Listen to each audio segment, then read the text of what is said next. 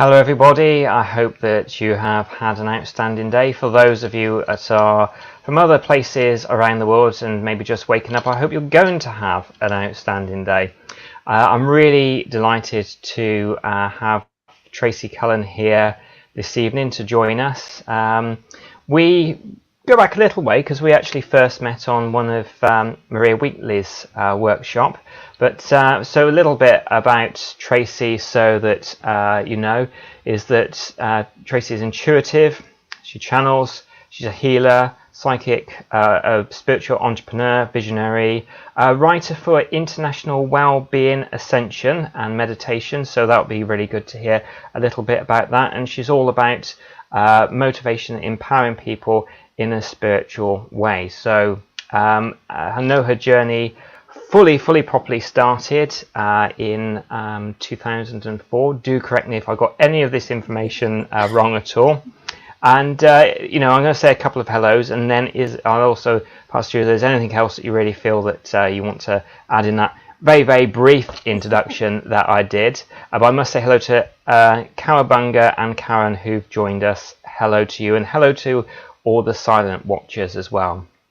So Tracee, thank you for agreeing to be on Chit-Chat Tuesday. You're very welcome. Hi, Paul, and thank you for inviting me. Yeah, that was a lovely introduction. Yeah, it's pretty nailed that, I think. Yeah. Okay, good. So I must also say hello to Patricia, hello to Dawn. I hope you're doing all good. So if you're happy to talk about it, it'd be nice just to know. And one of the things I usually ask people is your journey. I mean, on your website it says 2004 that you fully sort of set up, but you know, there was a point getting from A to B or A to Z. So if you can say a little bit about that journey, please. Yeah, absolutely.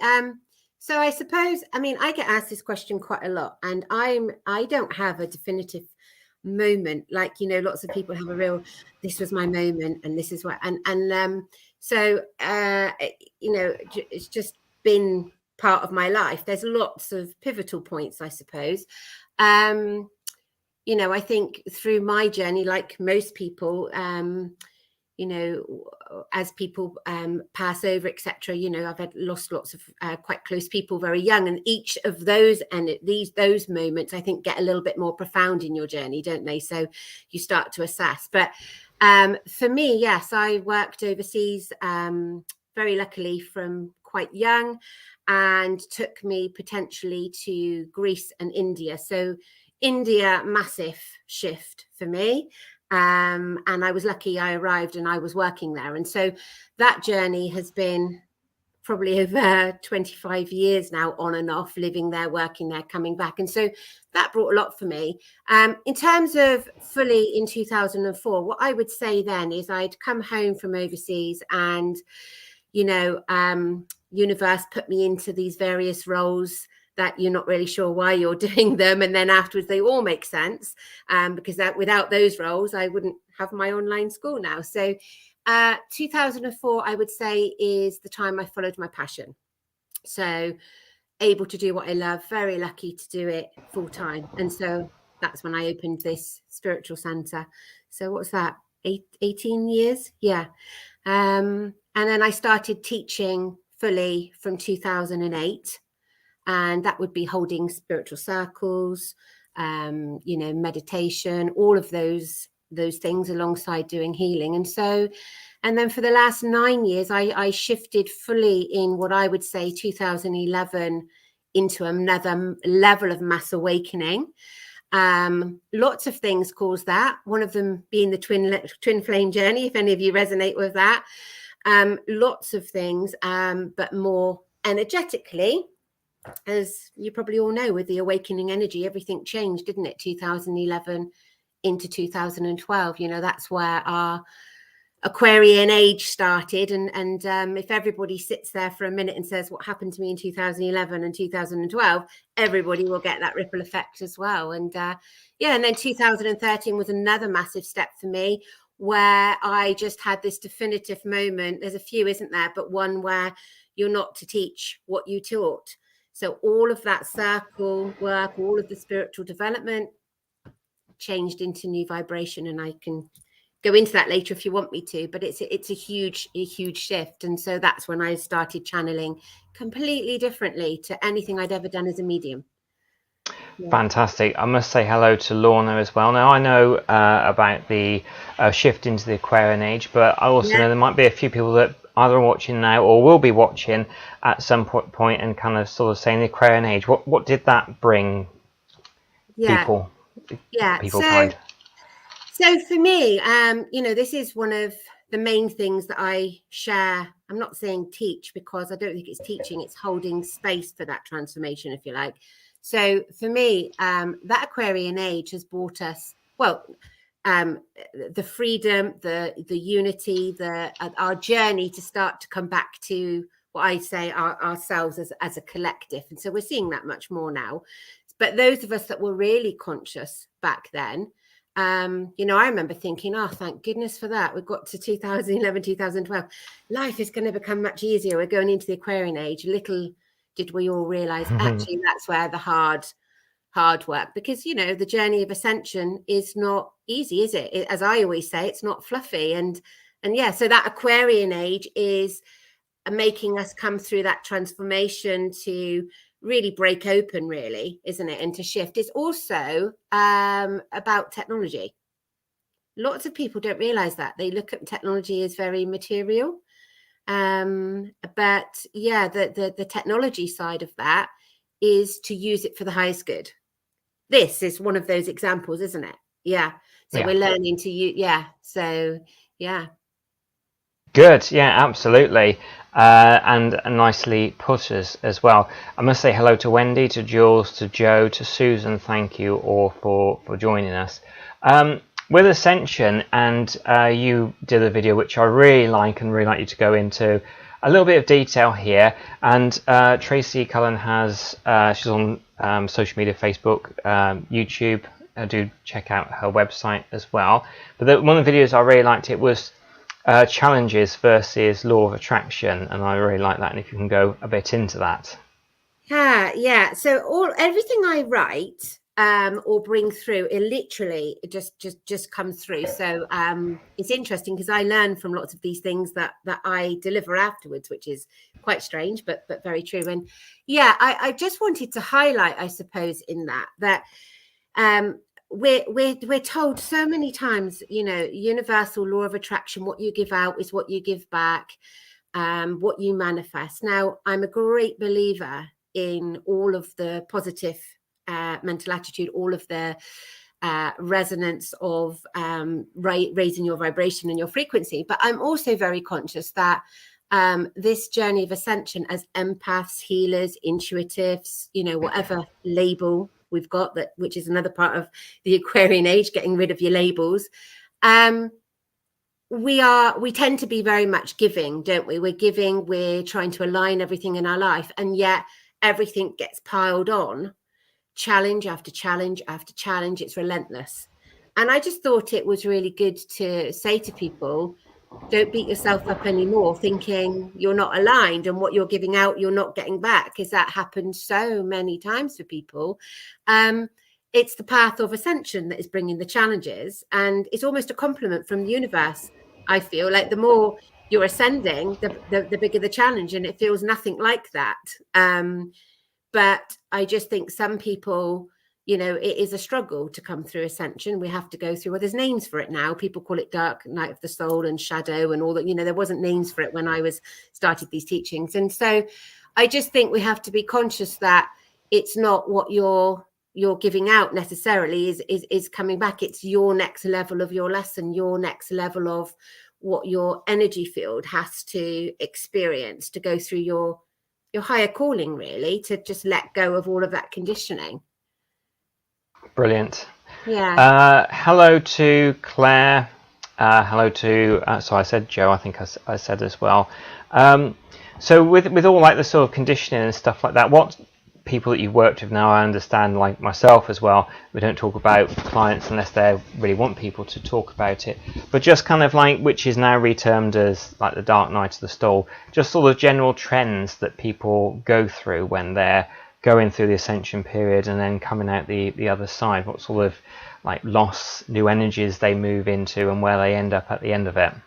Yeah, so there's a sequence of things that we go through. So I go through this. I called it the Awakening Healing Program. And the reason is it's a process that we all go through. So it's not teaching us something new. And this cycle that we go through, many people, I mean, it's got a bit much better now, but one of the things that used to highlight for people is, for instance, depression, low mood. That's an ascension symptom, you know, and that word's been kidnapped as well, the same as awakened, doesn't it? All these words have been kind of taken out of context. But yeah, we have to release that. And I think the shadow and the dark night of the soul are again words that are very fearful, aren't they? And actually, it's so liberating. So when we literally can basically come from head into heart, so we feel, so we're taught, aren't we, particularly the Western world, we're a bit stuffy, aren't we? We're taught to not show that emotion, and so everything's kept in different boxes, or we I don't know, I suppose the older paradigm of maybe cutting cords and releasing stuff, actually we have to really feel into all of these things, and it's never what we think. So all of these I call raw state, there might be massive things that have happened in our life that have, you know, kind of shifted us. It's often, it's not, it's just a pattern that we've had for a very long time. And so it's getting rid of the pattern. And like, you know, like from, you know, hypnotherapy and even the past life and everything, there's lots of patterns that we get. But this kind of version in new vibration is we have to show our vulnerable side, which we don't want to. You know, that's a huge part of ascension. We have to be able to literally get out of our own way, you know, and a lot of it is in the solar plexus. So that will be the residue of past life, you know, that burnt at the stake, that kind of residue, what we've done in our previous life. We've been silenced for a very long time. And so this lifetime is asking us not to just come in and share this wisdom. It's asking us to shout about it, follow it, do it, talk about it. But the residue of all of that energy often stays in the energy field quite deeply. And so until we sit with that, it's so liberating to go through. The transformation is so profound that, you know, you step into what I call being, you know, being present, being in the current energy, whereas all of the other residue is kind of making us stay in the past often, isn't it? You know, we're just mentally tormenting ourselves. If that makes sense. We're brilliant at doing that to ourselves, aren't we? I must say hello to Soldier, who's just joined us, and also as well, I see Scotty being mentioned in comments, but I've not seen a Scotty appear yet. So if you're here, Scotty, hello to you. A part of the Ascension Vulnerability, and I think that because I come across it, I love some of the TED Talks that you get, and there's a lot of talks about vulnerability. I mean, particularly here in the UK, it was always stiff upper lip, good job, chaps, kind of thing. It was always sort of like that. Do you feel that this sort of Western world is allowing and awakening to be in, allowing to show that more vulnerability of ourselves? And what I want to also then just sort of springboard into is the love of India and what you've gained and got knowledge from India. Yeah. So I had a bit of one of my profound moments. I'd gone to India again. When was that? 2018. To be honest, I was going to stay there most of the time, just come back and teach. And then I had this profound, literally vision, I suppose, summer solstice in the 19.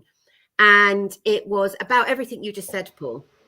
It was literally, I just saw very clearly the Western and the Eastern aspects. So, you know, lots of my life is spent in India. I'm at home as at home there as I am here.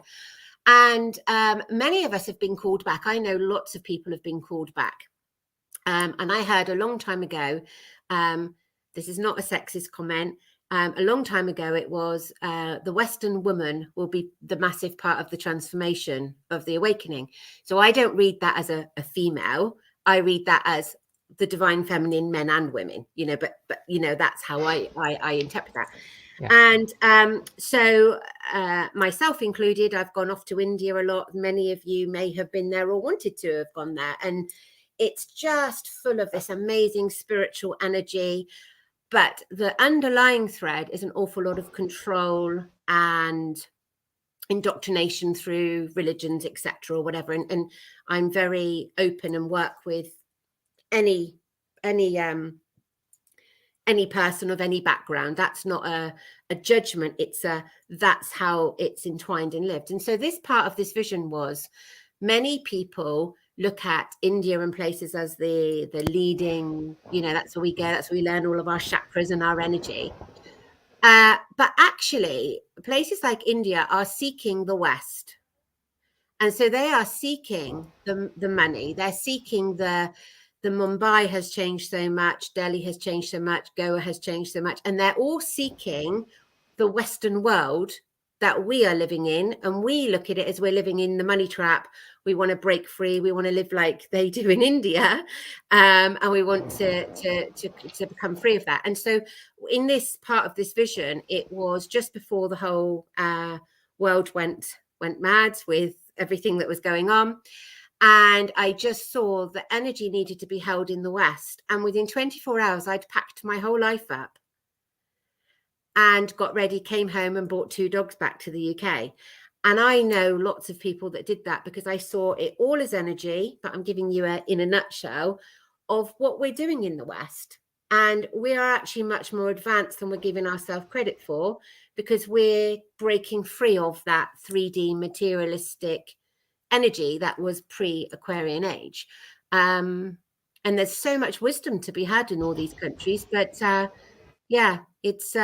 it is profound. We try to go to all of these places to find that peace, and it's always going to be wherever we are, right? Isn't it? It's within us. It's not in a location. Hello, Irene. And hello to Medium On and Joe.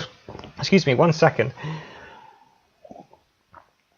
Sorry about that, as I just...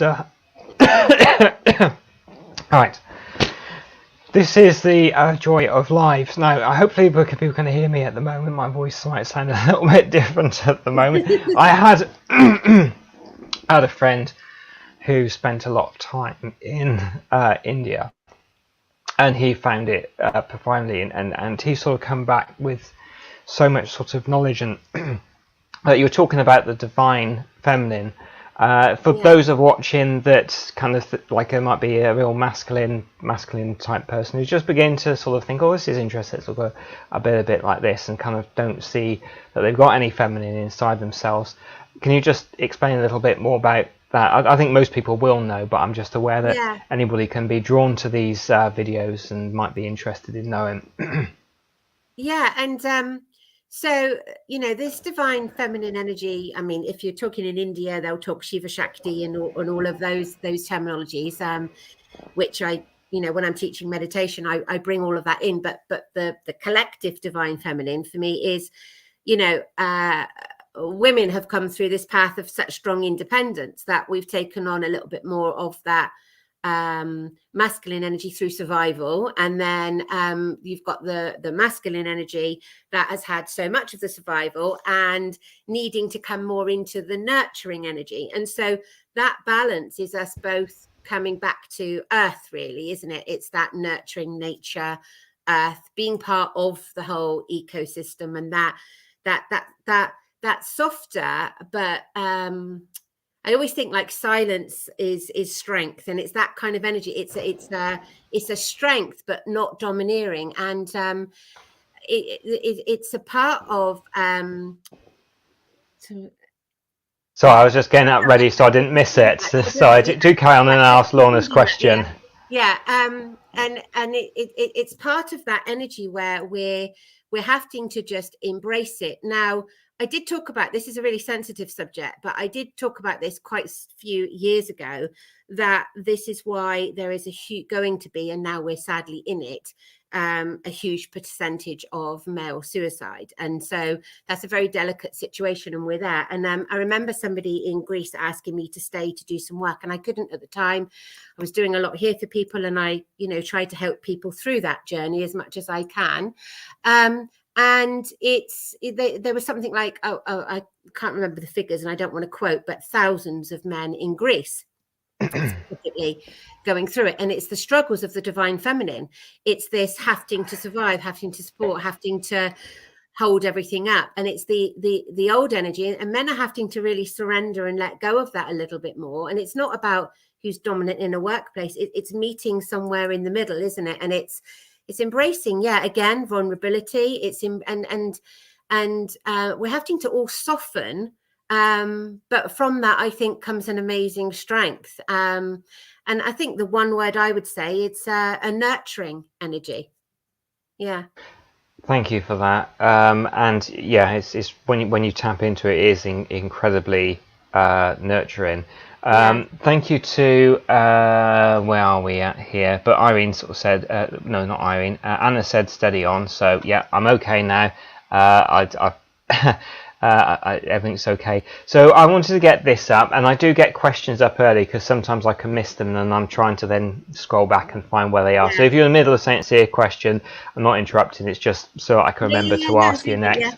So I've got a stupid question, and no, it's not stupid at all. The only stupid question is the one which is never asked. That's what I've always been told. Why is it called Aquarius, and not, for example, age of Virgo or age of Capricorn? Yeah, so you have to go deeper into astrology for this, and that would be quite a long, in-depth thing. But it is just about the cycles that we are going through, and it that is a specific thing as an Aquarian, not just Aquarius, if you like, as in a cycle. If you look at Vedic astrology in India, they only use the 10 months, the 10 signs. The Western astrology goes through the 12. But it's the cycle. And the way I describe it as well is we've come out of the material age. That's another really bottom line way to see it, and more into this spiritual unity, shifting things into the highest good for each other, this collective energy. So it's not that specific. And actually, talking of Capricorn, I am a Capricorn. If you look at all the planetary aspects through in 2020, where all of this mass transformation has really taken a hold, because I look at it quite differently to maybe other people of what's been taking place. I did a channeling about it in 2019. I don't know. I think it's somewhere or in my portal. And I just said what would happen from that middle weekend in January of 2020, because everything is aligned, and that's part of the Aquarian age. And so, if you look at that, the influence is Capricorn, it's Saturn, it's Pluto, it's bringing in these major shifts. And so if you look at all of that, it makes you feel a whole lot better about what's playing out in the world, because it's just all playing out exactly as it's meant to just break up the materialistic world that we're in, to give us a lot more. I think one word that the Aquarian age gives you is freedom. Yeah. I don't know if that really answers the question. No, it does, and I think that's when we went across the Aquarian age. That's what a lot of people's spiritual teachers was talking about, was the freedom. I just pull this up, and I am sorry to hear this. I mean, we've had both male and female suicide, and it's not unusual here in Japan. Anybody that might be drawn to this, I mean, there are numbers and things which I recommend, people phone and up, but that are in a really kind of bad space at the moment, spiritually. What can they be aware of? Practices they could get into, knowledge, people to seek out that would be ideal, in a spiritual way when somebody's in that real dark space. So there's a massive gap that I must have been talking about for 10 years. And again, it's more apparent now, isn't it? There's a massive gap.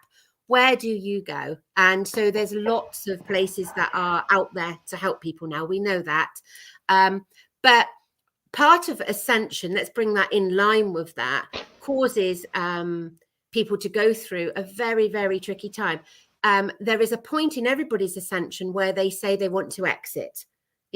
Because that is part of the Ascension, or they feel like it, or life feels too hard. There's also the level of where people have got to that point, and it's obviously a much deeper thing. So for me, the vehicle is always going to be the form of meditation. I think mindfulness reaches people that maybe aren't ready to go beyond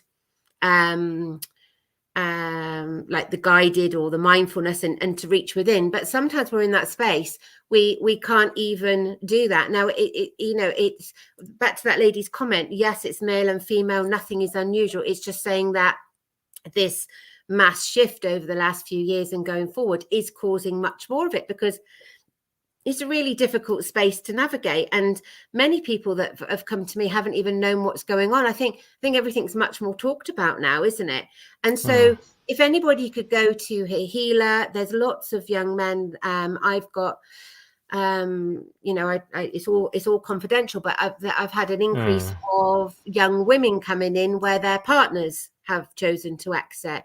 You know, there's mothers coming in where their son and there's lots of incidences, and often we don't know that that's going on. You know, sadly, a few of my friends have also made that decision, and so you just don't always know, or it's just trying to keep that open space. It's just trying to show that nurturing energy, being comfortable to talk, you know, and that's partly back to the conditioning, isn't it?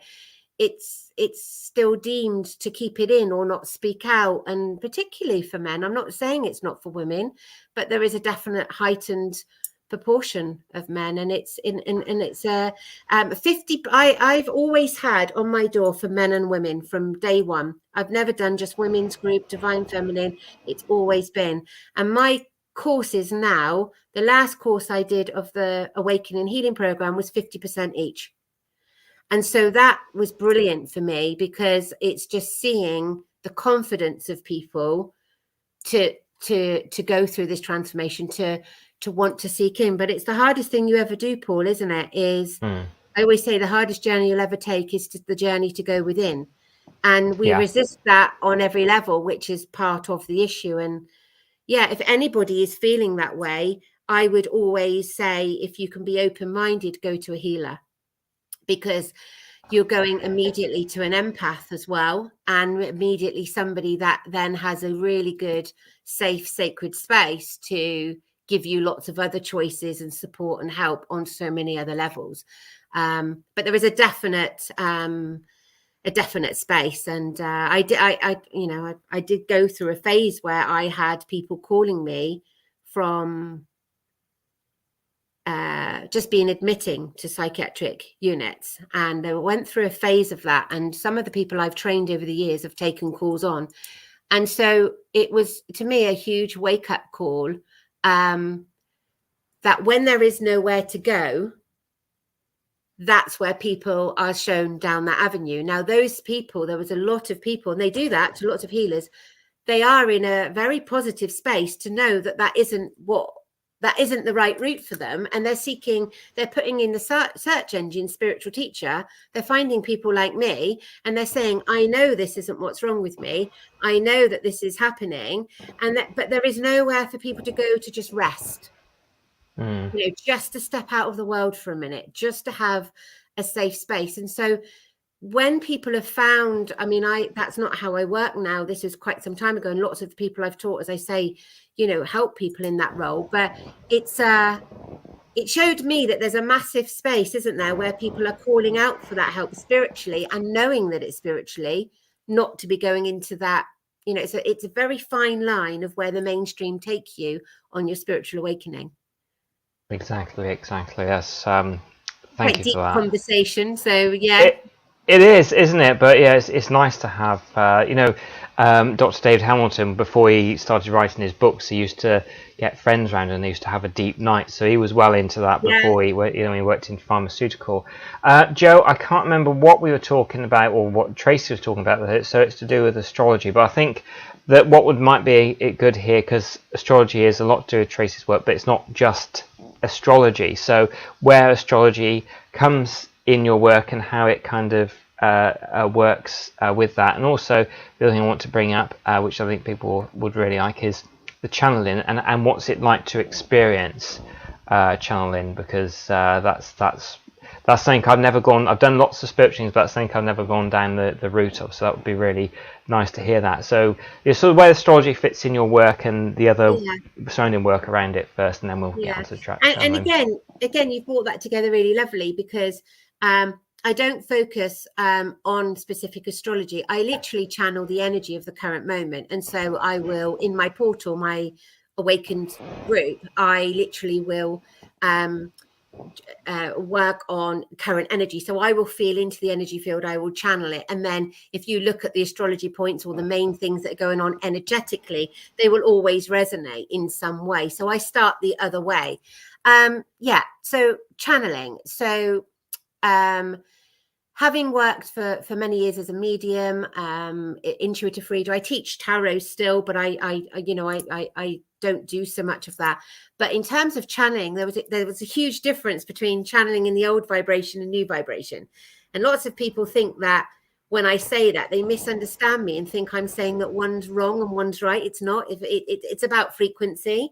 So when I would channel, for instance, and I'd be working more in the older vibration, and this isn't to upset people, it's to just explain my journey. I used to work with guides, and I used to work, like I say, as a medium. So the best way to describe it is, if you imagine, this is the best way to describe it. If you imagine the veil here, and for the resonance, which many people still do, we kind of use the third party here.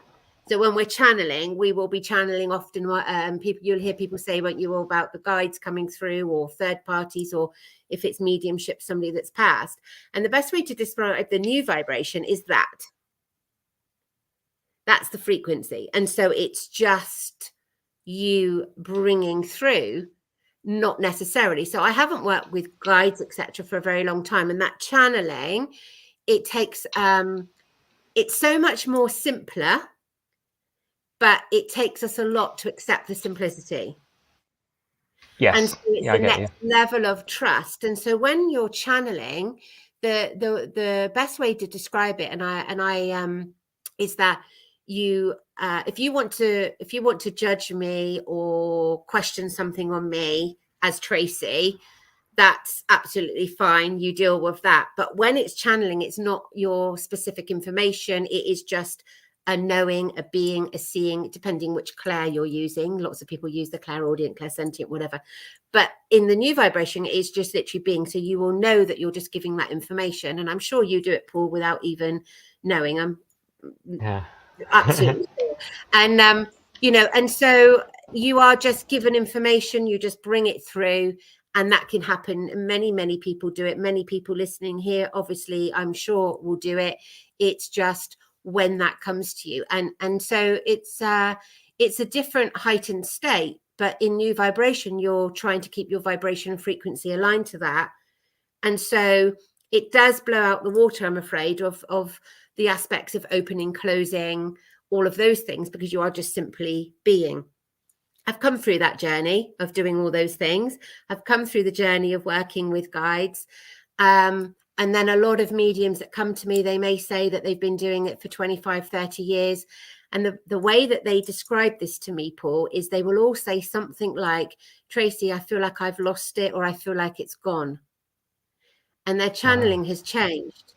And when that happens, it can be really upsetting, or if they feel like guides are not there, or it can be like a bereavement almost, because it's something that people work with. And that is a shift into the new vibration, that's stepping into the next level of just being. Neither is better than any other. It's just frequency.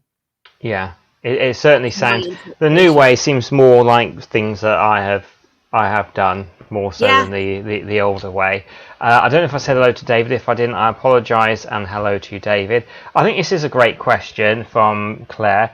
Is there somewhere where you can find reputable healers? I can highly recommend Tracee's work, but where you would find? I mean, is there, like, because you can come across anybody's website, and I guess when you're really looking from somebody good, particularly as you can now connect somebody from anywhere around the world, it's a bit of you're looking, there's so many options out there. So things have changed. So I have taught over the years an awful lot of Reiki masters, teachers, spiritual healing. That was my journey. I don't do that anymore. I work in the transformational process. But what I would say is, through all of that, is if you can, word of mouth, that's the first thing. And just trying to resonate with what it is that you need. Trust yourself. And so part of the channeling as well is trusting yourself. It all comes back to trusting you. Part of new vibration, let me explain why I don't do so much of that, because I want this to empower people.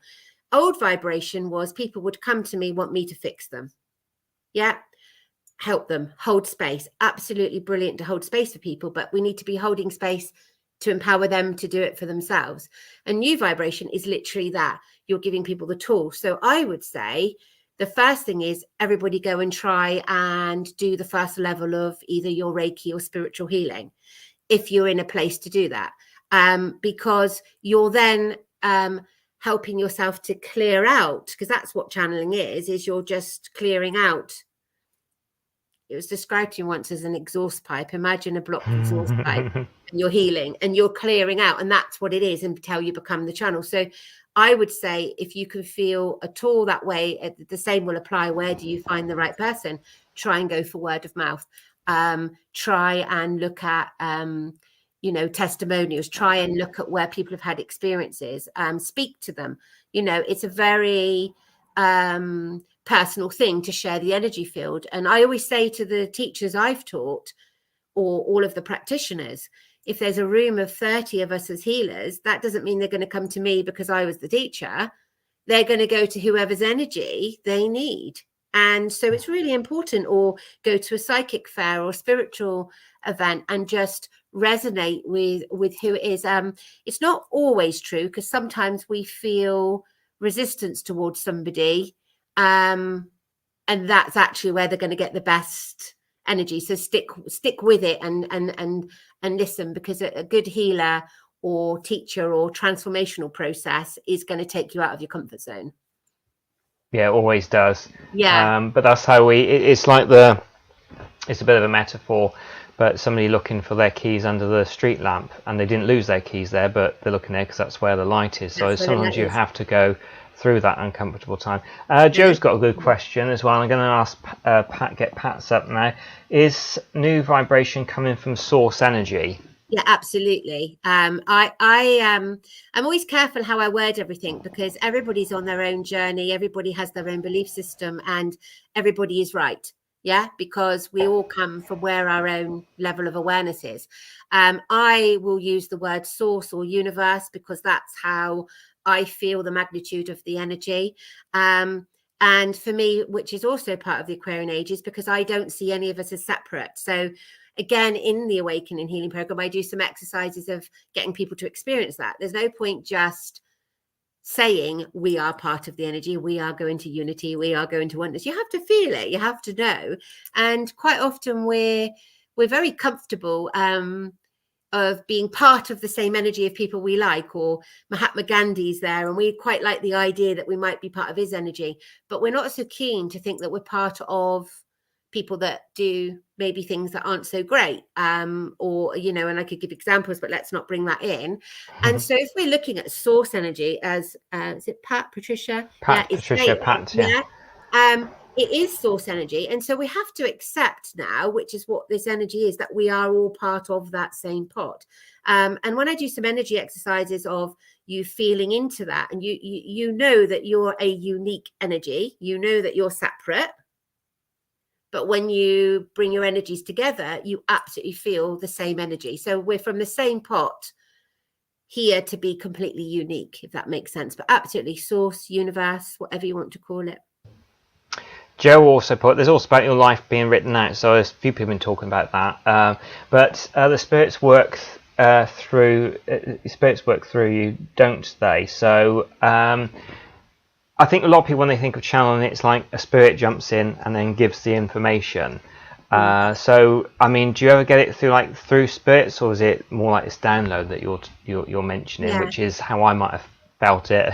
Yeah, and that's because you're a new vibration, Paul. Absolutely knew that from when I met you. But that's so, Joe, best way for me to explain that is, so absolutely, when I used to work, and don't get me wrong, I mean, I was always in awe of the fact of ever being able to read for somebody. I'm always so grateful to the universe, being able to channel or give a medium reading or whatever. And so that would be, and if you look at it, the frequency of the energy is slower vibration. This is old vibration. So we channel, you connect to a spirit, you connect to a guide, you connect to a person that's passed. And so absolutely right. In what I'm describing is how I work now. I don't even call that in for a specific energy to manifest to show me what they were like here. I suppose it's taking the example of orbs to the next level. We all know all the orbs, don't we? And then just imagine the physical not there, and that energy pool is so much more. You're so much part of it. And the problem is that we don't see that. We're still in that mode of spirit coming through. We're still in that energy. Is because we cannot possibly, until we've done that next level of transformation, understand how amazing you are. And your self-confidence will hold you back to think that you are the magnitude of this energy. You are source. Yes. And so lots of people will say that. Lots of teachers will tell you that. But have they integrated it into their physical? Maybe not. And that's because we've done that way for so long. You know, I feel privileged to have come through that journey that I have, but it's a hard slog. And the other part of that is knowing that I see people every day, every week, or whatever, they awaken like that into new vibration. They do not have to do that same 20-year slog that many of you have done in a really difficult energy to learn to do it all that way. And that can be a bit infuriating to some people, but that's just the path, your knowledge and your experience of working and receiving information. And of course, with past loved ones, we all want to have that connection in that way and bring that energy through. And I have worked in that way for a long time. I do get it. I do understand what that is like. And I get it when people come to you and that's what they want. But this newer energy is a little bit more taking us to the next level, to feel that energy around us much more, not having to pull it up or go to a medium, which is going to change a lot of people's jobs, because everybody's going to be empowered to get this themselves. With this changing, I mean, it's probably a bit off topic, but it's just really got me thinking, because when I used to do a lot more paranormal investigations at one point in my life, I had a digital camera and there'd be loads of orbs appearing everywhere. And then I was getting a lot less, and I was thinking, well, technology is changing. Maybe the cameras are just kind of progressed in such a way you're not able to get the orbs. But getting that old original camera, taking the photographs, I seem to be getting less than I was. So is that spiritual energies changing as well? Yeah, it is. And it's a little bit like spirit guides when they're not with you anymore. It's a bit like what's going on. So this center here has had 18 years of healing in it. And so orbs just everywhere. And I remember that exact moment, Paul, of doing what you did. The groups that used to come in here would just take videos and whatever, because they just could not believe all the orbs. And then I remember one day it was almost like there's nothing. And then so I went through that. Oh, my goodness, what's happened? You know, and then you start to feel into that energy. And it's because we have, literally shifted. You're shifting where you are, and you're much more aligned to being that energy, the same energy pot. But yeah, that's really lovely that you experience that, although it does feel very odd when it happens. Yeah, absolutely. But yeah, I'm glad that, because it's just something I've noticed. It just came to me then, and just it's like an aha moment. Slightly changed, but I want to get people's questions, because it's always very important to ask people, because some will say your life, say you write your life out before you live it. I've had loads of different people saying that it's written out. Some say it isn't. Where do you stand on your life's written out? So I absolutely feel we've chosen to come in where we're coming in, what we're coming in to experience, etc. This term of destiny, etc. I do think that we have the life choices. So one of the things that initially but is one of those poignant moments you asked me before, was when my great nan was passing. I was 8, and she always would say, "What's for you won't go by you." And we know that as a saying. And so when we look at, is our life, chosen? Have we done it? I think that the things, the lessons, the experiences that we are here to learn, we sometimes don't. And that's why we keep getting the cycles. And so that's why I feel it will keep coming around, because we have to do it. when we do the deep transformational work, as I say that I do on my transformational program, it's calling in your ascension. So it's calling in that you're saying, Joe, have we written our life out? We're calling in what some people will describe as the karmic issues, which again is part of our old frequency. So we have the opportunity to call it in. Now that feels very overwhelming because you're like, oh, everything I've said I'm going to come, and it literally comes in for you to be free into that energy of being. Doesn't mean life is smooth. It means that your highs are higher, the lows are lower, but you're still calling that in, where I think there's much more free will. But absolutely, those big lessons I believe have come in that are meant to come in, whether that's whatever that is. The same as souls come in, might be here for a short time and then they leave. I don't believe there is any accident, and I've lost several friends through accidents. I don't believe that. I believe that was they'd come to do what they needed to do and they go. So that same written that out, because the impact of all these massive things allow that, Joe, to play out, what we've come to live. And I believe that people will start to call it things like soul tribes and things, and people you've connected with. And the people that challenge us the most are probably the closest people to us if we weren't on the earth plane, because they're coming to give us the biggest lessons, the biggest challenges. But yeah, there's lots of variations of this, but I absolutely think we have free will, or we will exit if we don't think we can fulfill what we need to fulfill, or we can get to a spiritual place to call all of this shift in to move beyond, to raise vibration, and free will becomes much more in the frequency change. Does that answer that? Yeah, it completely answers it. And yeah, I mean, Joe, did that answer it for you? It certainly did answer it for me. I must say hello to Gillian, who's joined us. Joe's actually, have I said hello to you, Carol? Joe's just got another question, so that's just literally popped in now, so I get this. Tracee, do you believe that the family we have now have in all our lives, but we play different roles within that family? Yeah, brilliant question. I do, but it's not always just within the family. Absolutely. I've recognized, and as you've probably done, Paul, with the past life regression, you see cycles of that, don't you, where people have had those different roles, and you probably feel that with other people, where you probably think, actually, we might well have, your dynamic isn't quite the label that you've got in this lifetime, and it doesn't feel quite right. And I think that is some of that energy, because you've experienced it in a different way. Yeah, absolutely. I do think, those soul groups, we come in, and yeah, we do have different energies. And I don't think I would say here, but there's certainly people around me that I'm conscious that we've had different roles before. Yeah, absolutely. Yeah. What does Joe think? How does she feel about it? Yeah, that'd be good to know. Please let us know, Joe. As we're talking about that and past lives and with different families, and going to your experience and your time in India. Now, I'm a big fan of Dr. Ian Stevenson, who went round the world interviewing children with spontaneous past life claims. And one of the things that he would notice, particularly in India, but also other countries, if there's something about something spiritual, here it's almost like the Anne Finley story. It's not taken that serious. It's kind of, sometimes they put some silly music with it.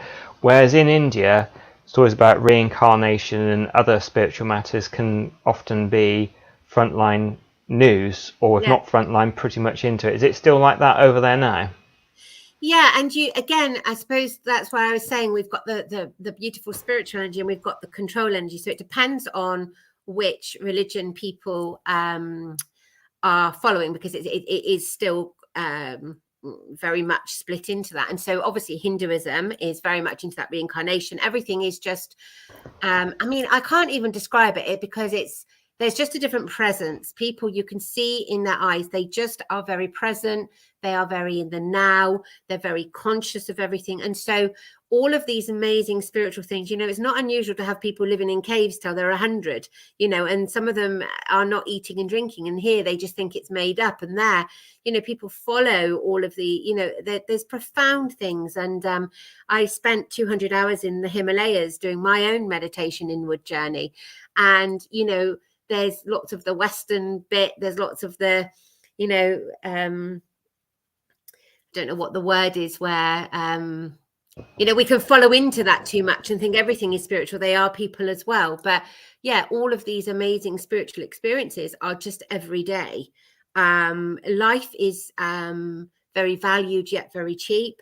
You know, I've done a lot of work through taking resources over there, charities in the slums, lots of things like that, and everything everywhere is so humbling. But the spiritual presence, the spiritual belief, there's not this taboo thing to just meditate or pray or connect to whatever you do there. And so when they have all these experiences, it's just, you know, it's just normal, you know. It's yeah, I don't even know. Yeah, it's just a different way. I think you need to go sometime. Yeah. Yeah, no, absolutely.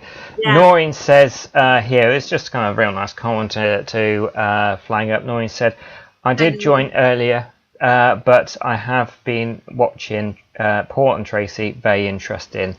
Thank you, Noreen. And Joe responded to that one. Yes, I know my sister and son have been in my life before through past life, like what Paul does. I have done and seen them. Yeah. Really good.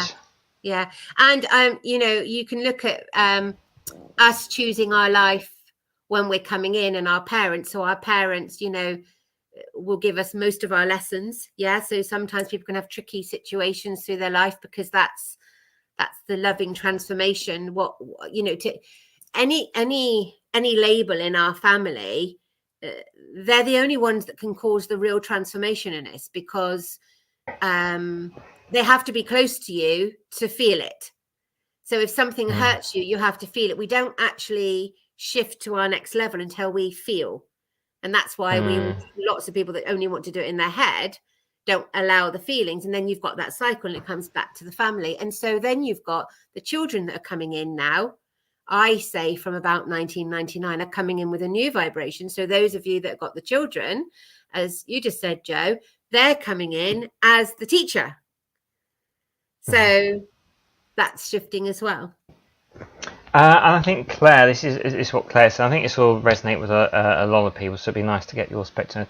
I can't accept that the things in my life that I have had to endure, or the things that I'm still battling, could possibly be for my benefit or learning lessons. I think that's probably where a lot of people are. So if you can sort of absolutely, Claire, I hear you with that. Yeah, and that's back to the video you said you watched of mine, Paul, isn't it, about law of attraction and the challenges in life? And absolutely. And I think it can be quite mistaken when we say lessons, because we're like, actually, I'm tired of the lessons. I've had enough of the lessons. And you might even shout to the universe, I can't take any more. And that is the path of an awakened soul. And I mean by that, somebody consciously on their path.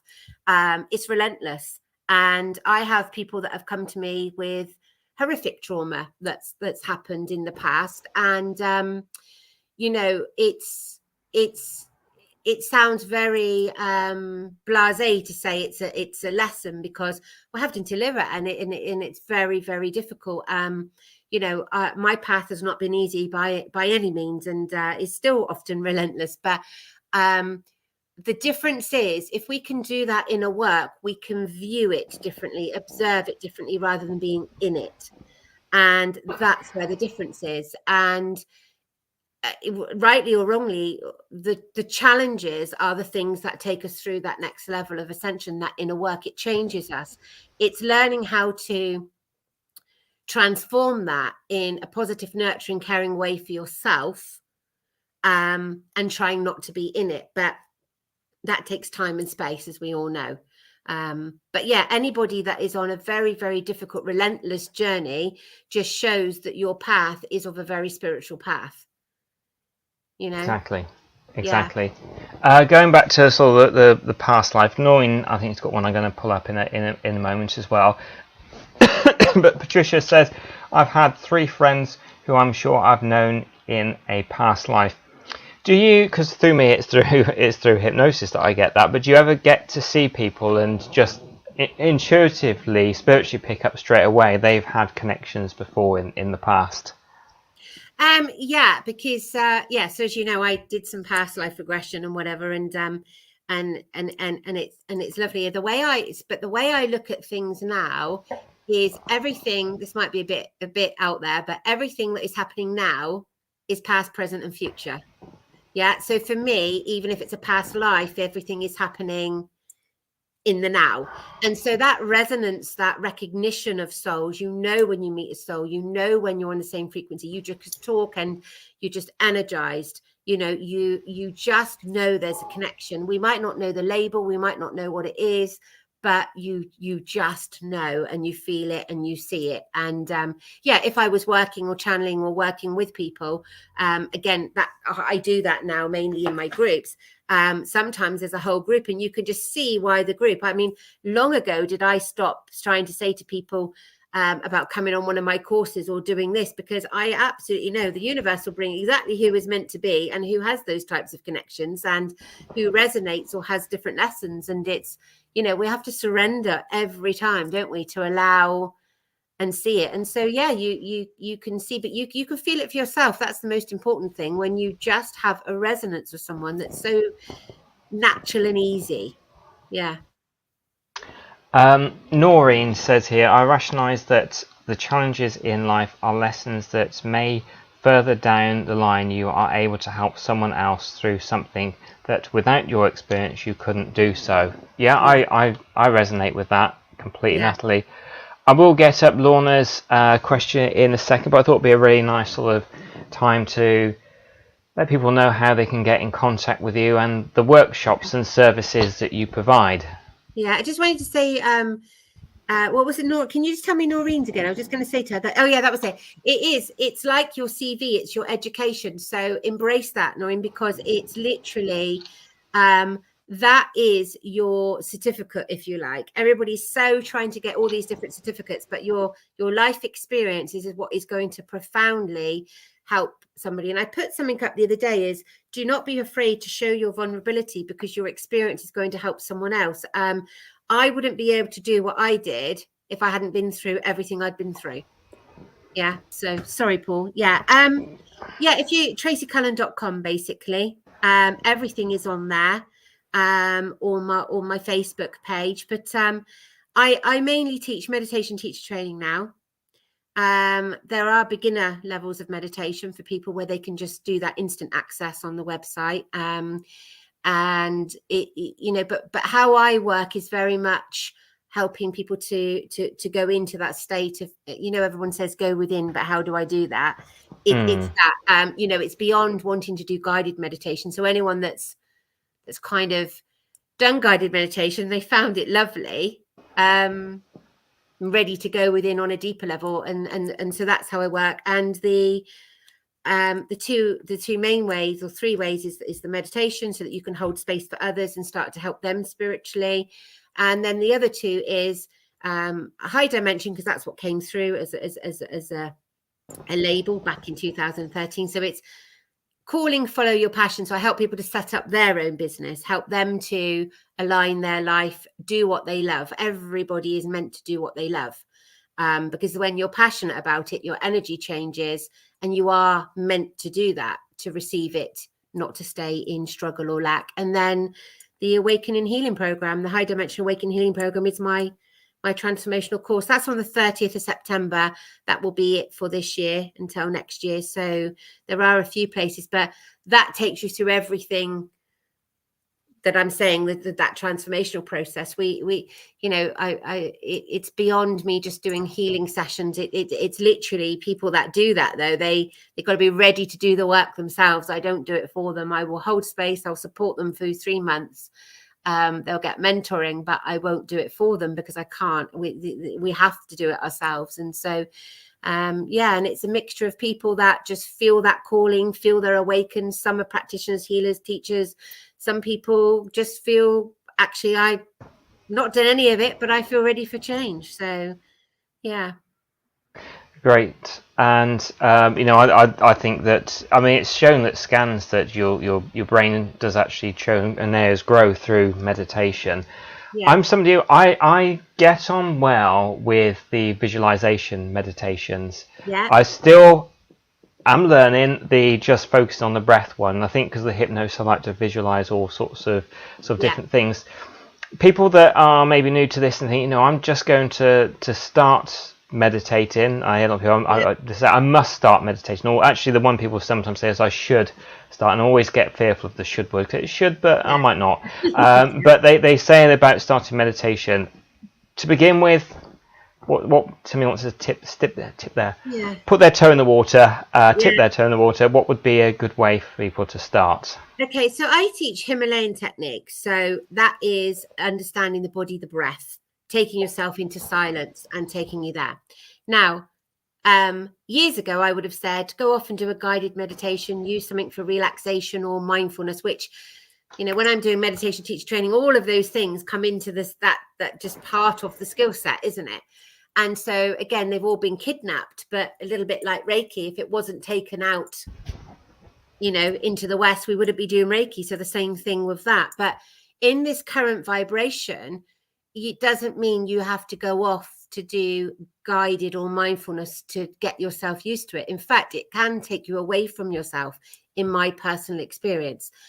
The basic fundamental core of meditation is to understand your breath and take yourself from the mind into that silence. And so it's little easy techniques that if your mind is busy and you use a mantra, it's impossible to think of something whilst you're doing a mantra. Yeah, so really gentle, easy techniques. Understanding your breath, understanding things like mudras where the energy moves through your body. And it's so easy. I think it's the mental aspect that meditation's too hard. Or I always go back to Eat, Pray, Love. If any of you saw that with Julia Roberts, did you see that, where she was in an ashram and after 30 seconds she's just gone into a heap on the floor because she felt like it was an hour. Once you go into your breath, you literally will start to take that process. So that's what you just said, Paul, going into that. So my beginner's meditation, I used to teach for 2 days. I do it online. People do it at their own pace, but it shows you most of your meditation classes, people come running to the door, busy life, running to the door. I did years of teaching that here. I don't, obviously I don't know. Open the door. Oh, quick. Right. I finished work. I've got to sit down. I've got to do an hour's meditation. Life spinning around, sit down and they expect to meditate. Right. That's quick. Rush out the door back to life. I'll do that in 1 hour next week. For me, it's about shifting into being. So how can I try to be in that more meditative state as much as my life, when I'm washing up, when I'm working, when I'm looking after children, when I, and bringing that energy back. So you're not just tapping into meditation, you're becoming it. And so the basic fundamental, I teach 5 steps. And so maybe people can take something away from here is, first of all, obviously, cleansing. One is just do a couple of stretches. That's the whole point of yoga, is not to do the asana. It's to make you feel comfortable to meditate. So you're not irritated or aching or whatever. And then your breath. And then sit in meditation. Do it at home. Just empower yourself. Just find that space and do it in the same time each day to get yourself back into, that subconscious conscious, breaking the pattern. This is what I do. And then everything will come in to stop you doing it. And ultimately, anyone that comes to one of my courses, anyone that wants to do meditation, whether you're doing it at home, it will always be about choosing you. That's what you're really dealing with, not can I meditate? It's, am I choosing me? I really like the way you're choosing you. I think that's an important thing to remember when you're going into, and it's doing it for the right reasons. I'm going to go back because I think this is a question beforehand or an observation. I've had some awful experiences through the years, and sometimes in the early days I would get upset and think, why me? Then along the way I've come across people going through similar situations and I've been able to help. Then I realised that's the reason for the lesson. And I certainly know from my lessons that it's made me a better person, and I'm sure there'll probably be other lessons coming up in the future. Anything you want to add to that at all? Yeah, I mean, the whole journey is breaking ourselves open, isn't it? And that vulnerability and the challenges. And we have to go through the healing process. And when we do that, you then start to recognize, as she clearly has, sorry, I didn't catch your name, you know, and Lauren, you I have to think.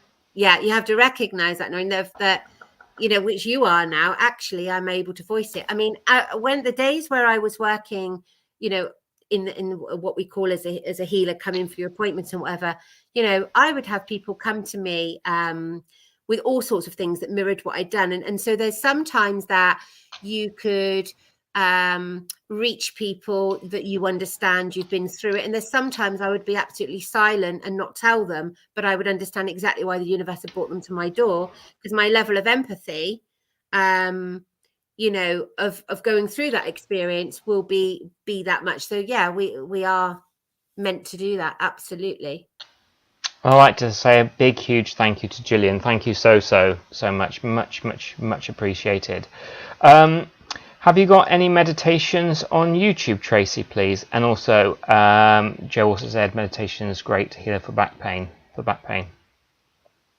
Yeah. So any of the meditation and the breath that you're breathing into your body and you're clearing basically energy blocks. So we know that, don't we? Or maybe we don't, I don't know. But whatever is going on in your physical body is the last symptom. So energetically, things are going on. So, you know, lots of energy will release for that. So meditation. So I haven't put them on there. I have put some, I've got a high dimension. So I didn't tell you that, but I've also channeled my own method of meditation. It's not mine. It's a channeling. It's a literally being, very simple, very straight, very there.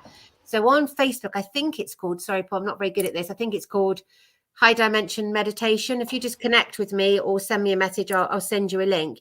And throughout all of lockdown, I was doing quite a few free meditations trying to help people. So there's stuff in there. And then my Awakened in a Circle, my group, where it's in my online portal, which I show up every 2 weeks with soul sessions, meditations, a whole meditation library in there. And high dimension meditation will take even the beginner there in a couple of seconds, couple of minutes.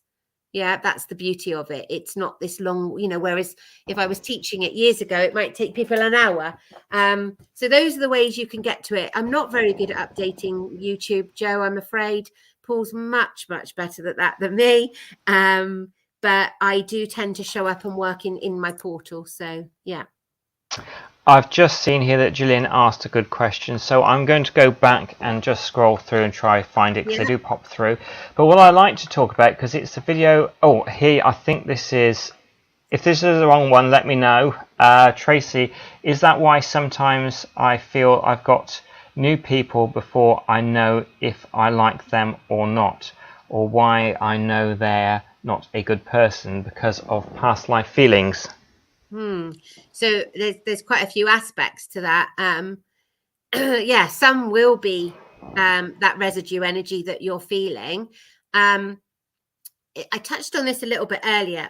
In the older frequency, there was, you know, when you always say such and such is a good opposite, you know, knows that each other's character, they, you know, they're just aware of them, they know.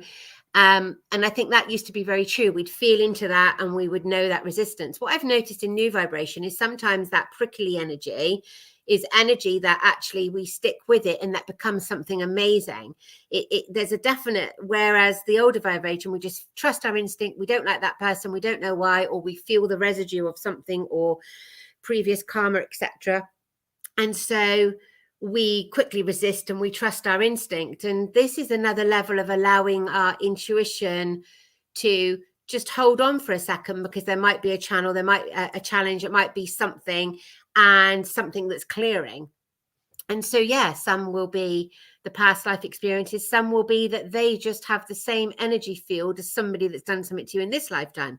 You just feel it. That's the type of person, or they remind you. I mean, I remember somebody not so long ago, he was pretty awful to me because their husband was a Capricorn. And she said, I just can't get on with any Capricorns. I didn't know the lady. And so sometimes people have this perception because of something that's going on, just because of a certain, you know, we label or we put things into compartments or we judge. And so sometimes you can feel that, or somebody reminds you of something. And until, you know, we've all got unhealed bits, until that's healed, things will trigger us. That's the key. Try to see everybody, even when it's awful, as the same pot as energy as you. It's really hard and it takes lots of practice, but that's the key. Yeah. Really good. I must thank Soldier for bringing up Gillian's question, which was a really good one. If I do miss, because they do come up the corner, just please type it again if I have missed it, or somebody flag for somebody, because you know, I do like to get as many people's questions, important questions, out as possible. So Joe, do you believe in soulmates and twin flames? If so, what's your take on them? Tracee? Oh, Joe, wow. Yes, my lovely, because I've lived it. So there is nothing like a twin flame journey. Different people will say different things. I'll give you my interpretation and my living experience of it. Twin flame is part of the same energy in my understanding and my knowing. So that's that energy that you are part of the same energy. And lots of people think, oh, that's so lovely. They spend most of their life wanting to be with a twin flame. A twin flame is designed to break you, every part of you open, to take you to the next level. It is possible to unite with them, but there will be lots of things given to you that will mean that you're not together. So it might be one is married, one is cultural, one is location, one is age, or sometimes you've got all of those things. And so there will be lots of things designed to keep you apart. Okay. Then you will go through a runner and a chasing situation. You crave the connection, but the spiritual lessons and learning happen when you're in separation, in a nutshell. Soul flame for me is somebody that you could live very happily with for 50 years and be very comfortable, and you're very compatible, and you just have an amazing life. You will have your ups and downs, of course, but it will be a much easier journey. Does that make sense? Yeah, it does. Yeah, it absolutely makes sense, and I really like the way you put it. You know, you can hear this sort of different things from people, but I think you put that so nicely and so clearly, Tracee. So thank you. I think twin flames come into your life and will be the complete opposite to you, as it's like yin and yang. Yeah, in many ways. The only way to describe it is you are exactly the same. The male and female, or female and female, male and male, you know, let's not go into gender. It's not gender, it's energy. You are the same energy. So you will often hear the term, they feel like the complete opposite, but the same. And so it's a shared energy. It's, you know, you can have with your twin, you can have conversations across the ether. You don't have to speak. It's a little bit like that. You know, the very basic level of, you know, someone's calling, you know, your intuition, your sixth sense, but a twin flame will do that. But yes, they will come with lots of opposites, again, come with those challenges. Now, lots of people, you know, it's one of the biggest challenges you'll have if you are meant to meet your twin flame in this lifetime. Some have their twin flame, they know who they are, but one has passed. Yeah, it still doesn't break the connection. It will just go across time and space. You know, this earth plane journey is very short, isn't it? Really, it's in the whole universe thing, but if the harmony can come, but often what will happen, I mean, it's incredibly hard journey. So what will happen is sometimes it will just be too hard for one or both of them to literally work through that. It's not a romantic thing. Of course, that is all there. It's a spiritual connection. It's I don't even like using the word fifth dimension anymore. I explain dimensions in my other work, but it's much higher vibe frequency. And so we're trying to play out a high frequency relationship in a 3-dimensional tit for tat, he said, she said world. And so it takes that level of ascension to break through that. I missed that other one, Paul, that you put up. Was that one that I was meant to say? Oh, sorry. Yeah, it was just basically an observation. David says twin flames. I've never heard of that term before. Yeah. Well, lots of people literally seek this twin flame, the other part of them. And again, it's destiny. I mean, if you speak to anybody that believes that they're living a twin flame journey, that's the only way to describe it. the meetings are so, you know, so bizarre. It's just, you could not make it up for that connection. You cannot stop that connection to meet. And then it seems absolutely ridiculous that you cannot bring that connection together. But that, you know, that's what it is. But take it, if any of you feel you're in a twin flame relationship or you're meeting them, everyone that's wants one feels like their life is not complete until they've met them, and anyone that's met them say, why have I chosen the path to meet mine? Because, you know, it's so hard. But take a twin flame as the main thing, as a spiritual transformation that is designed to break you open like you've never been broken before, and it makes you come into the next level of transformation. And a spiritual connection, if you do come together, know that you will come together to do something for humanity, not just to live in a house happily ever after. Yeah. Yeah, that's good. It takes it to Thank you, that another Soldier. deeper level. Yeah, absolutely. Yeah, I could as well. So I do hope that Tracee would like to come back again Oh, on some bless you. other It's really nights. lovely. Yeah, really lovely. And you've got great questions coming forward. And, you know, I can only give it from my perspective and experience. I think we're all on our own path. We all have different levels of awareness. And like I say, everybody's right with our awareness. Yeah. What I wanted to ask, because I wanted to try and somehow fit this in, so it might be a bit of a jerk into this question, like a jerk angle into it, but one of the videos which I was going to like, and I know some people are really interested, is you had a video up on your YouTube, and it was new moon in Leo energy, and just about the new moons in different constellations and that, and what that brings. Yeah. Okay. So I will sometimes do things, for moon energies. And so you get all the very basic terms, don't you, about new moon is new beginnings, and the full moon bringing some kind of completion, and for eons, isn't it?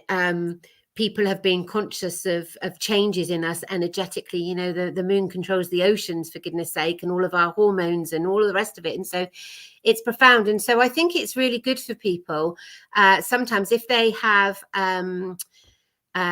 experiences and then they look at the moon cycles, they're like, oh, that makes so much more sense. So rather than living your life by it, it kind of answers some of the questions. And so, yeah, whether it's in Leo or whether it is, it all brings a different frequency and energy. But the new moon is certainly that time to surrender another layer, isn't it? So it's allowing us to shift and to ride that energy. So yeah, the basic terminology of new of being new, renewal, I suppose I like to use that word. And when we're conscious, we feel things coming onto the moon.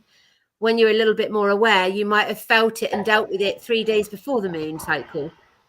And so yeah, it's just becoming conscious of all of that. Done lots of gatherings and things on moons, and all of my dates, because I've run spiritual retreats in India, Sri Lanka, Greece, all over, and all of the dates that I ever picked, I never used to sit and think, let's do a date on such and such. I would just pick a date, work with the universe channel, and then I'd be, that's on Lionsgate, or that's on a full moon. And so it would always amaze me. If we can just let go sometimes, we can be much more in the flow, can't we? But yeah, the moon energy, I think, if we just go and look at the cycles, it puts us in perspective as well, and all life's problems of just the magnitude of this energy. We're so supported. Just doesn't feel like it sometimes. Yes, exactly. And when you really look, there is always that support around it. Just might not be able to know it at that particular mind, but it's always there. David said, I feel like you have so much to teach us, Tracee. You must come back on another night. Cowabunga. Hello to you again, Cowabunga. Fabulous interview. Thank you, Tracee, for sharing your marvellous experiences and knowledge. Everything is your teacher. Everything is your teacher. And thanks for bringing the wisdom of the sky. Bless you. Thank you. That's very kind. What have we got anyway? So, and where we got here, Tracee brings so much clarity to so many subjects, fascinating and enlightening. So, yeah, and lots of agrees. there we go. In the flow is the best way to go. I Yeah, like that saying. absolutely. Yeah. You know, I love that. so I was just going to say, I think that's back to the word synchronicity as well, isn't it? When we surrender and let go, everything is so much more in line of that ebb and flow, isn't it? And when we try to control everything with our mind, we just get in our own way so much. You know, I have to work it every day. Everybody has to work it every day, just to allow. And then the synchronicity is so quick for us. It's just allowing it, isn't it, really? Yeah, absolutely. Allowing, being open to receive. I see if there's any more questions, anything that I've missed out at all, because I like to try and get anybody's questions as much as possible. If I have missed anything out, I do apologise. So yeah, I think that's pretty much most of them being asked at the moment. I'm sure there'll be some at the moment. I can't believe it's only 10 minutes now to the end. The time has just gone so quickly, and thank you for being so enlightening.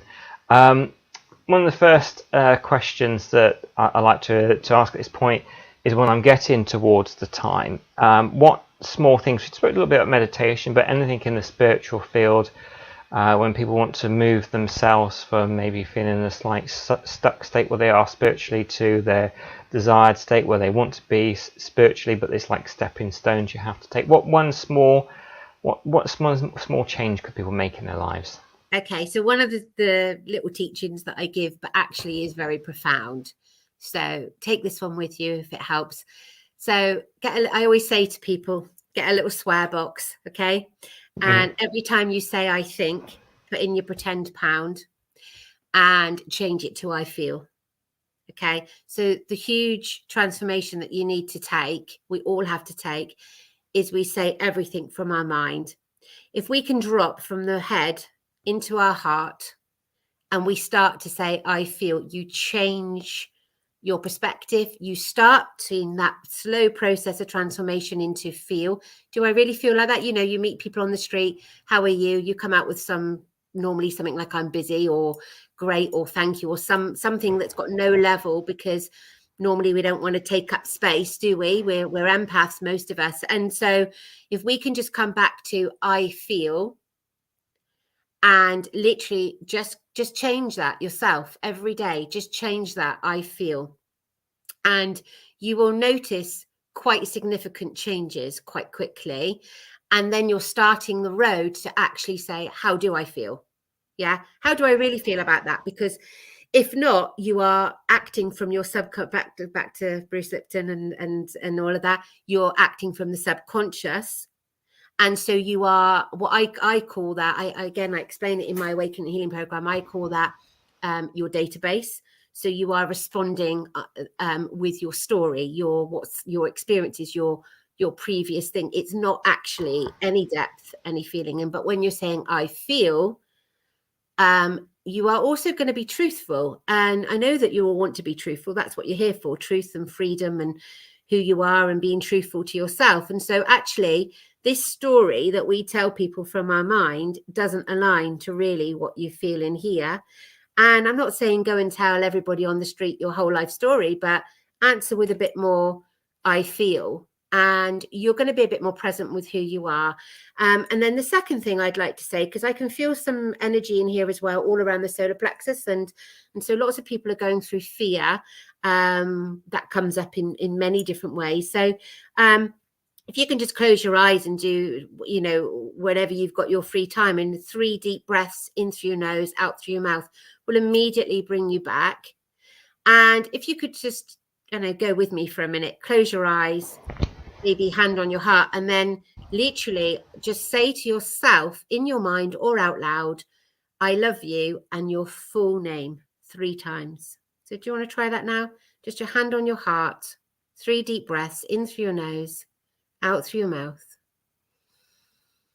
Slowly and gently.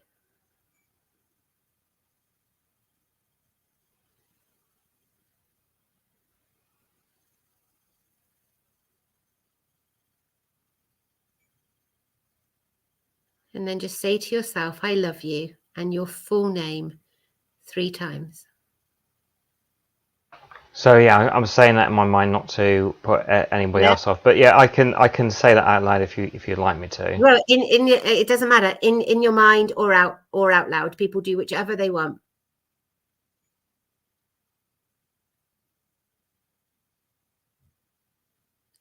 And then say it again 3 times. Just say it again one more time.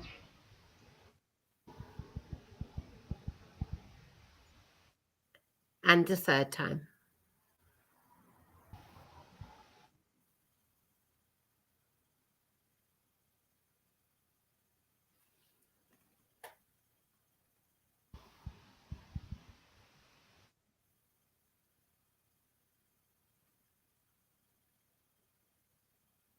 It's just making space for yourself. It's just recognizing you and yeah. That's beautiful. Yeah, no, I really like doing that. I think there's also something about saying it out loud, but I realised that there are lots of people probably saying it, and I didn't want to interrupt and put them out. But that's something that I'm going to definitely add into my daily routine of spiritual and personal development. So that's brilliant. I think part of our problem, Paul, is we're all very much giving and we're not so good at receiving. And we have to, that's part of just starting to receive and appreciate ourselves, isn't it? Yeah. It is, completely. Yeah. Lots of love coming this way. So thank you so much, Paul and Tracee, for a fascinating live tonight. Love to you both, everyone in chat. Yeah, yes, absolutely. Thank you. Now, Lorna, you've got one here which is just a blank comment, so I don't know what that is, but I take it that might have been. But there's also this, just an awesome night. Thank you, everyone. Everyone. I'm really sorry I missed the beginning, Paul, but thank you for another fantastic night as always, and big thank you to Tracee. Nearly amazing group of people. Thank you so much for inviting me. Yeah. Thank you, Joe as well. And thank you, Lorna. So yeah, I've got the reason. So thank you so much. Really appreciated for you sending those to us. Blimey, we're literally nearly at the end of it. Just a quick shout out before I'll leave one more question with Tracee. It's Tim from Ghosted UK, and he's going to be showing, because he's been on before, showing a little bit more of his captures that he's got of EVPs and photographs and various other things. So that's going to be another fascinating and fantastic evening. So Tracee, I hope you'll do go along to your website. Tracee's website is in the description of this video, both on YouTube and Facebook. Is there anything else at all? Because we covered lots of subjects, and I feel that, to fully justify everything you do and all your knowledge, we could probably do like another 10 hours plus on this. But is there anything I haven't asked you tonight that you feel that would be a good ending? No, I just think that everything is just flowed in its actual way, and that it's a never ending journey that we're all on. And so hopefully we've covered stuff that might just help people, or resonated, and we all learn from each other. So yeah, unless there's anything else that you've got there. Yeah, it's just been a really lovely space. And Paul, I know you hold a lovely space anyway. Thank you. Absolutely. And yeah, it's been a pleasure to come and join you all. Yeah. I must say these last two thank yous, Carol. Wow, fantastic night. Really enjoyed it. Thank you so much. Thank you, Claire said thank you for a wonderful and educational evening. I think, did I say Claire? I said Claire. David's next. If I didn't say, I think I said Carol. I'm sure friends really enjoyed it. Fantastic night. Thank you both. Adios, because of people going. Lorna said, Noreen, sorry, said thank you, Paul and Tracee. Thank you so much. I'm going to say good night now to everyone. Thanks for your listening, your energy, and your wonderful questions, and just being here and being your shining, wonderful, outstanding selves. Yeah. I'll be here next week with Tim from Ghosted. Good night, everybody. Have an outstanding sleep or day, whatever it is for you, and I'll see you next week. You right just to stay on for just a moment, Tracee, after we finish this? Namaste, Thank you, everyone.